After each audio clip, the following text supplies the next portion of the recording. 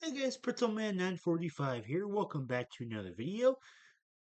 In today's video, I'm going to be reviewing a book I just finished, which is the second book in the A Song of Ice and Fire series called A Clash of Kings. Um, this book was way better than the first book, which I already quite enjoyed. Um, this book was way better than the first book, in my opinion. Because a lot of stuff happens in this book.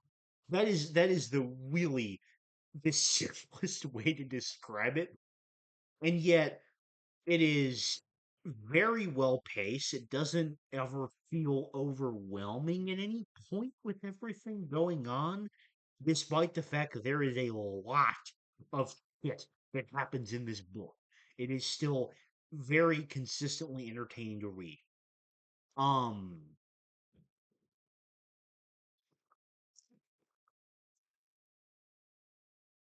I just rewatched my review of the first book to kind of get some context since I reviewed that book about 5 months ago. Uh, a lot has changed in that time. Um, uh, and I mean, like, I kind of my memory wasn't as up to snuff on it, so um, my prediction about the book being longer was certainly true because A Clash of Kings was like like almost 100 pages longer than the first book. It was like 80, 70 or 80 pages longer. So my prediction about that was definitely right. As with before, my favorite thing about this book is the style in which it was written, in the way that it focuses so much more on seemingly like only one character's perspective, which I feel like means that it is able to dive a lot more into the individual emotions of each character. Um, Now, with that being said, that's sort of all the preliminary stuff out of the way, and the real meat of this that I need to talk about is each individual character that we follow. So, continuing on the praise for this style of storytelling, one thing that in this book particularly surprised me, it was something that interested me, but I don't think it was like enough of a point to mention in my first video, but it is definitely something I want to bring up now. Um, if it interested me a good amount in the first book, then what happened in this book fascinated me and surprised me to great amounts. In terms of the characters that are picked to be POV characters that you explore the perspectives of, because there were several of these which I was just not expecting at all, like Theon, for example. Um, feel like there might be another one, but I mean, the most surprising example when I say this is Davos, because um Davos in the show was a pretty, I mean, like, he was a significant secondary character, but like I'm going to talk about him first because I do believe that like um getting his perspective was probably the most interesting in the show. Um, and like the fact that he is the perspective in which we see all of the events and feelings of Stannis, who is like it was like a major player that is introduced in this book. Uh, like he was only mentioned by name in the first book, but had no actual like chapter time. Um, Whereas he has quite a bit of it in this book because he's introduced as a major player. Um, uh, so like having Davos. number one, it was interesting to kind of get his view as sort of a smuggler type character. And like how he pledged loyalty to Stannis, that entire story. The prologue with the Meister, that was really good. I really, really liked that. That was a fantastic like introduction to this book, and I think it was also a great sort of soft introduction for Davos' character, even though the Maester was the one that had the poor perspective during that. Um,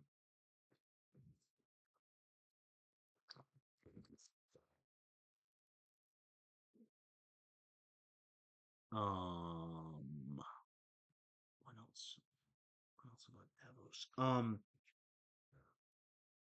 I also just like I find it interesting the way that Davos is this sort of um counterpoint for Stannis in the way that like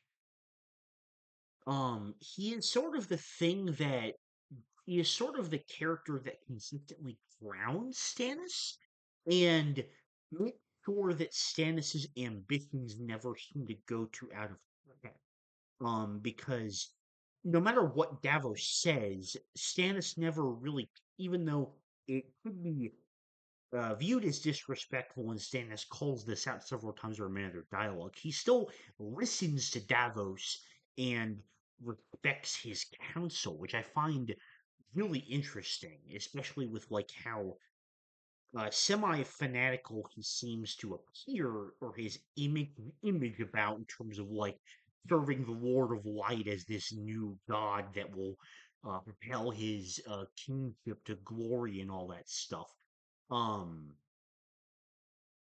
and also like just seeing Davos's perspective on all the other lords that serve Stannis and the sort of makeup of his army was just fascinating.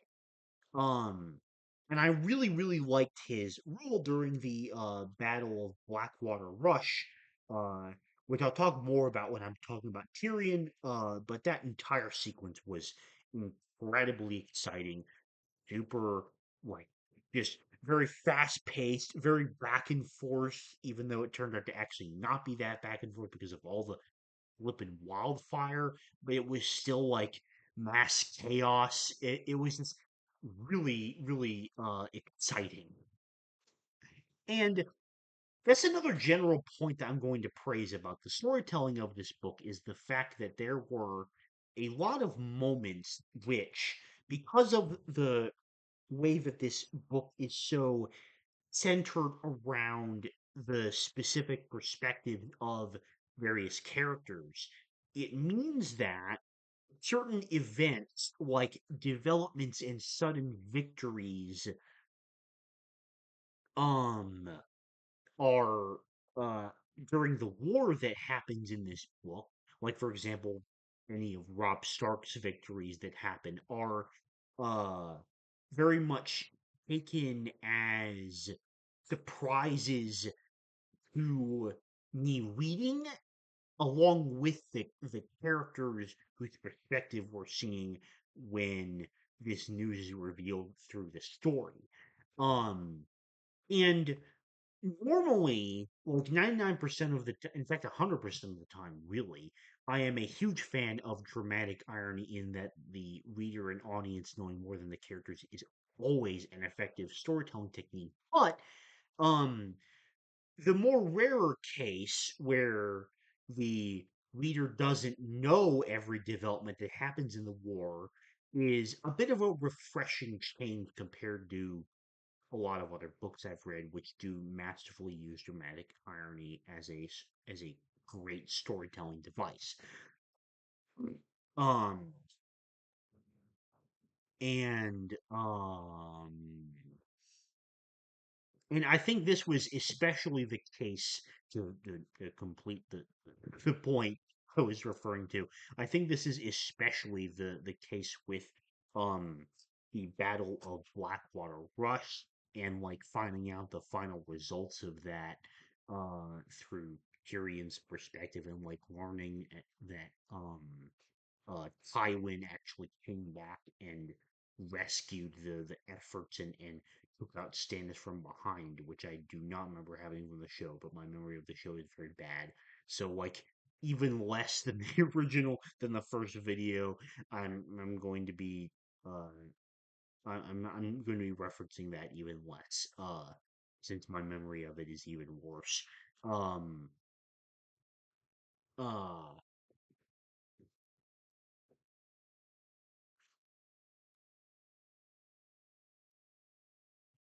I suppose that with that I can transition to talking about Tyrion, who is once again by far my favorite character.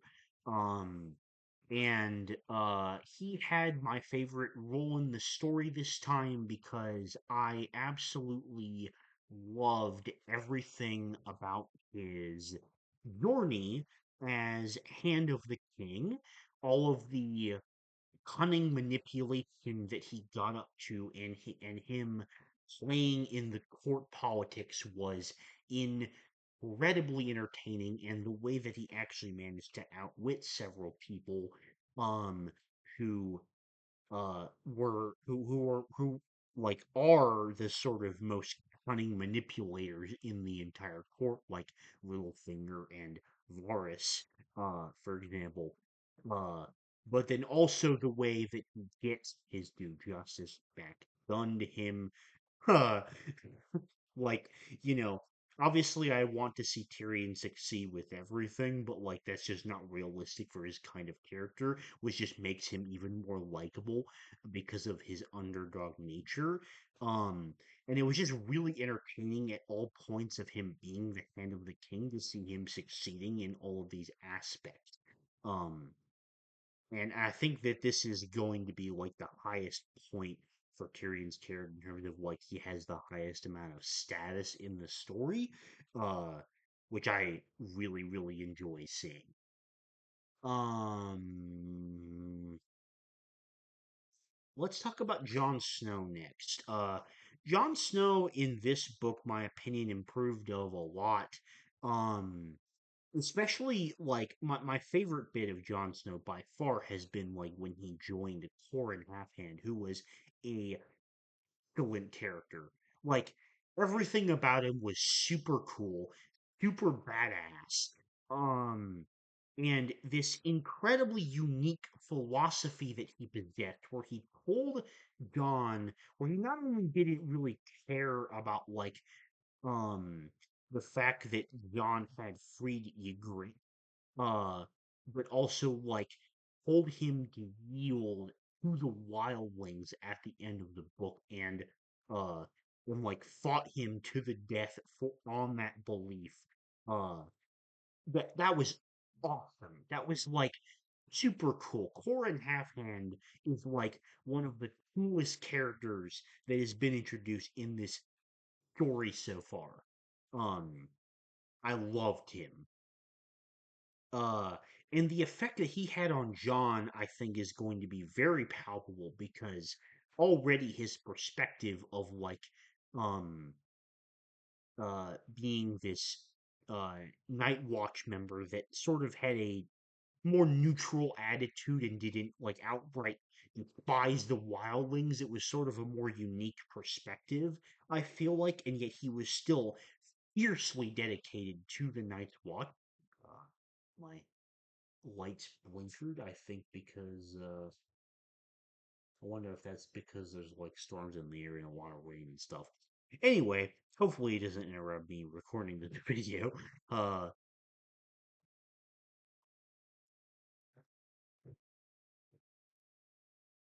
so because of the way that we see John's perspective change, and I think begin to change, and I think we'll see palpable changes caused by this.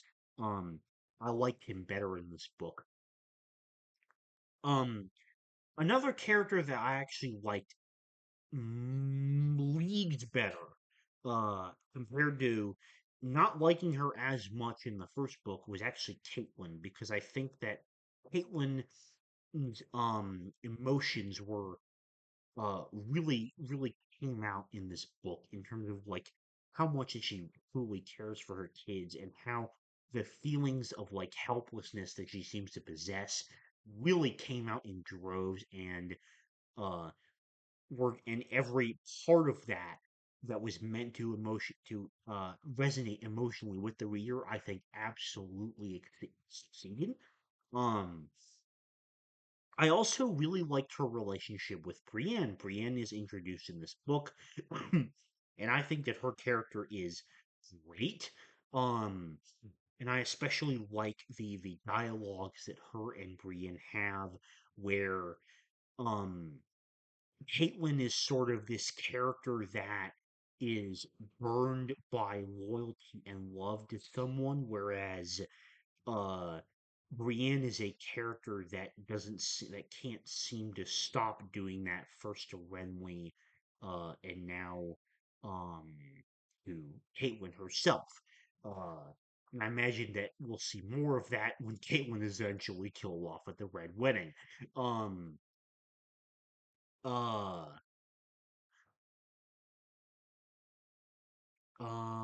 Another character which I have like just as much a liking of, if not even more, was Sansa because of the way that you could really dig into the emotions of her character, the way that she is brutally treated by Joffrey and the other members of the Kingsguard. Um, Sir Dantos and like her and like their meetings in in like the werewood grove and stuff like that. I didn't remember that being a thing at all, but it was like really interesting the way that he was like a mini Romeo.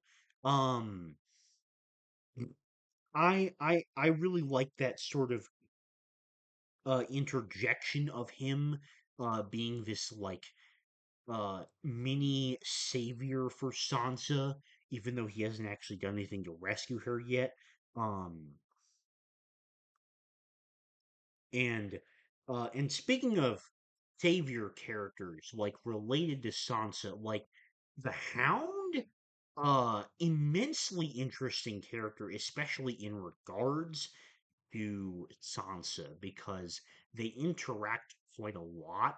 Um, and I found like his motivations to be just even more interesting because he got a lot more screen time in this book. Um, and also I think that my opinion of Cersei has improved even more than before. I didn't talk about Cersei very much at all in the first book. Um, in my review of the first book, I should say. Uh, But, there's a lot more of her that's revealed through both Sansa and Tyrion's perspectives, and I think that um her conniving and playing at the court politic game and how she's outwitted by Tyrion at several points, but also in the end ultimately manages to gain the victory over her is really interesting. I also really liked Arya's sort of arc of like being captured and then working at Harrenhal and introducing Jaqen Hagar, who is another awesome character. By the way, I'm very excited to see more of him because from a memory of the show, he does reappear. Uh, and that's assuming that like everything I remember about Arya going to Braavosi stays the same. Uh, but I really don't know. Although the end of this book feels like it ended in a very similar place to how I remember like the ending of season two being. Um, the character that I primarily did not like, in terms of major characters whose perspective we follow a lot, was Theon. Um, I really don't remember what my opinions of Theon were in the original show. I was surprised that he was a POV character in this book, and I didn't really like Theon that much as a character. I thought that he was at many points kind of an annoying brat, and it seemed like his motivation of like, I want to be king of the Iron Islands and prove to my father and foolish sister that I was not actually a uh, pup of the wolf Stark, and I am actually a fearsome ship captain who will make his name for himself. And I don't know. It just it sounded like the attitude of Theon came across as a bratish child who complains about uh not getting what he wants constantly, and as a result, it kind of left a bad taste in my mouth. Like I don't think that Theon was a very interesting character and was just really annoying a lot of the time. Um, was that all the POV characters? No, there was also Daenerys. Daenerys, I feel like took a bit of a back seat. I don't have as many opinions on Daenerys in this book compared to the previous book. Uh, a lot of her story in this book was just traveling and trying to survive. Although the stuff with the House of the Dead and everything in Clarth was pretty interesting to me. And I'm curious to follow that story into the next book as well. Bran gets a lot of development in this book. Although from my memory of the show, I liked it less when he became associated with the third eye. But so far I've been liking Jojen and Mira as side characters that help Bran, and they're kind of journeying together along with Hodor now. I'm curious to see where that's going to go. Um and I believe that's all the POV characters. I'm really trying to think, unless I've like uh tragically missed one, but I really think that's all of them. Um, so yeah, I am excited to see what the next book has in store. Uh, of course, I'm going to read another manga first, but then I will get to that book. And I am, and yeah, I really enjoyed this book. If I would give the first book a 7.5 out of 10, I would give this book an 8.5. I would probably say. Um, I really enjoyed it and everything that happened over the course of the book and all the ways that the characters changed. Um, so yeah, that's gonna do it for this video. Thank you very much for watching, and I will see you later. Bye.